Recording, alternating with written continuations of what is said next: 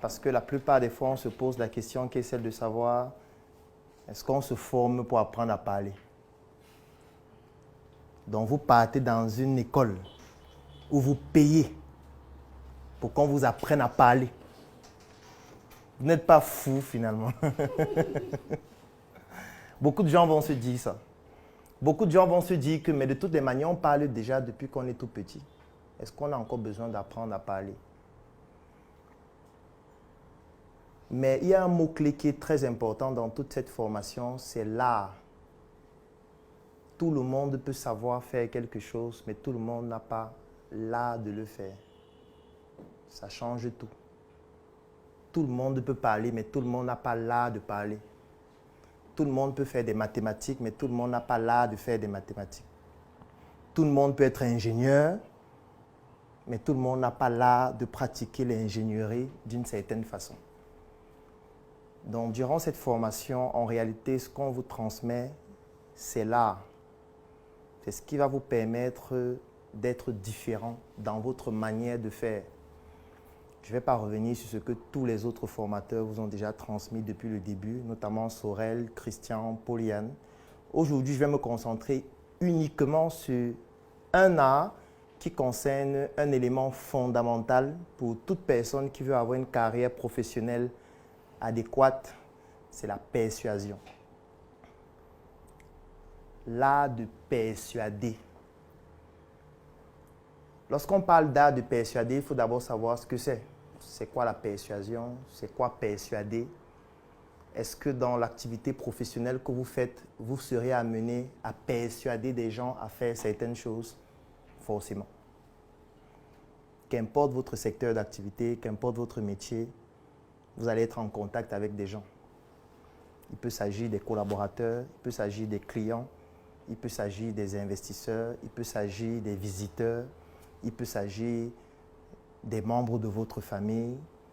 Et parfois, vous aurez besoin de partager vos idées, de partager vos projets, de pousser les gens à adhérer à une vision que vous avez. Ça veut dire que vous serez amené à les persuader, à adhérer à ce que vous faites. Parce que persuader, c'est convaincre quelqu'un d'adhérer à quelque chose. C'est ça la persuasion. J'ai un client. Je veux convaincre ce client à me confier son marché. Ça veut dire que je dois pratiquer l'art de la persuasion. C'est tout ce que c'est. J'ai un prospect. Je veux le convertir en client. Ça veut dire que je dois pratiquer l'art de la persuasion. J'ai un ami. Je voudrais le convaincre à adhérer au projet que je suis en train de développer pour que nous puissions le faire ensemble.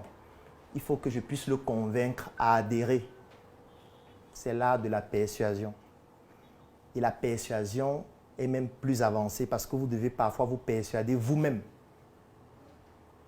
Parce que vous pouvez avoir un projet, mais vous-même, vous n'y croyez pas. Donc, vous devez au quotidien pratiquer l'art de la persuasion afin de vous-même vous persuader que c'est pertinent ou pas. Au quotidien, les autres vont aussi pratiquer l'art de la persuasion sur vous. Ça veut dire que vous allez passer dans la rue, quelqu'un va se balader avec un savon, il va essayer de vous persuader à acheter. Quelqu'un aura un projet, il va essayer de vous persuader à y investir votre argent. Quelqu'un va présenter un programme politique, il va essayer de vous persuader à le voter pour que ce soit lui le président de l'association dans laquelle vous êtes, de la République ou de n'importe quelle autre institution.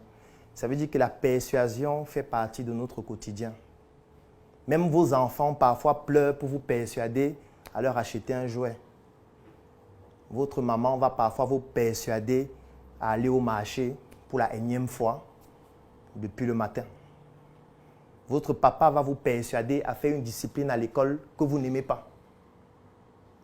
Vous voulez faire l'ingénierie, lui il veut que vous soyez médecin. Il va donc vous persuader à faire plutôt la médecine en étant fier. Même si vous n'aimez pas. Et de toutes les manières, même si vous n'aimez pas, il a des moyens de persuasion répressifs, comme les moyens financiers. Donc, il peut vous dire en souriant, je sais que tu es passionné par l'ingénierie, moi aussi, mais il faut donc te battre pour trouver l'argent pour financer ta formation. Bonne soirée. Et c'est là où tu reviens sur tes arguments. Tu dis non, papa, ne dis pas ça. Comment tu peux faire ça? Là aussi, c'est de la persuasion.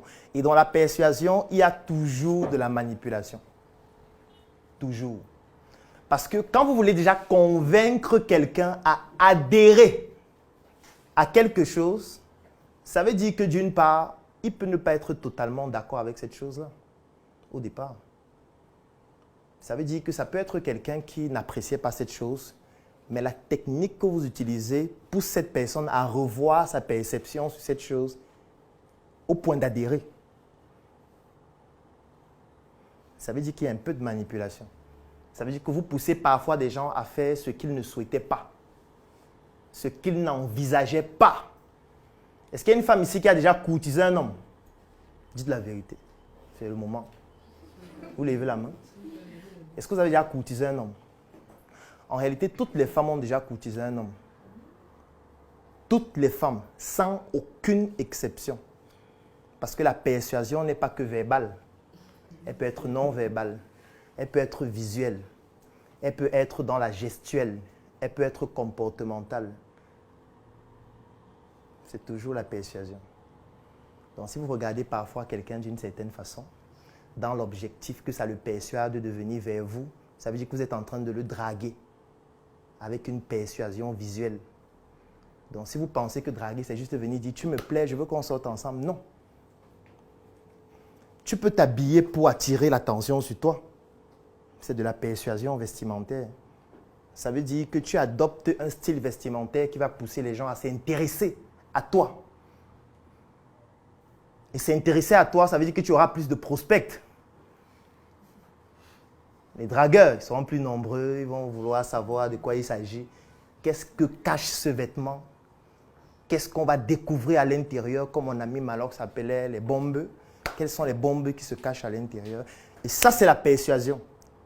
Ça veut donc dire que dans la persuasion, il y a un ensemble de techniques qu'on utilise pour devenir quelqu'un de persuasif. Et c'est pour ça qu'on appelle ça l'art de la persuasion. Ça veut dire qu'on ne le fait pas au hasard. Parce que parfois, vous le faites au hasard. Parfois, vous ne vous rendez pas compte que votre coiffure est un élément de persuasion négatif par rapport à votre objectif. Je prends peut-être l'exemple de ce monsieur. Il a une coiffure qui ne persuade personne à faire un projet ambitieux avec lui. Peut-être c'est inconscient, peut-être il aime sa coiffure. Et là, c'est de son droit. Tu as le droit d'aimer cette coiffure. Mais moi, j'ai le droit de ne pas travailler avec toi parce que ça ne me persuade pas. Ça ne me met pas en confiance. Par exemple, cette dame a une coiffure qui ne la valorise pas. Peut-être elle ne le sait pas. Peut-être elle adore sa coiffure. Mais ça ne la valorise pas. C'est la persuasion aussi.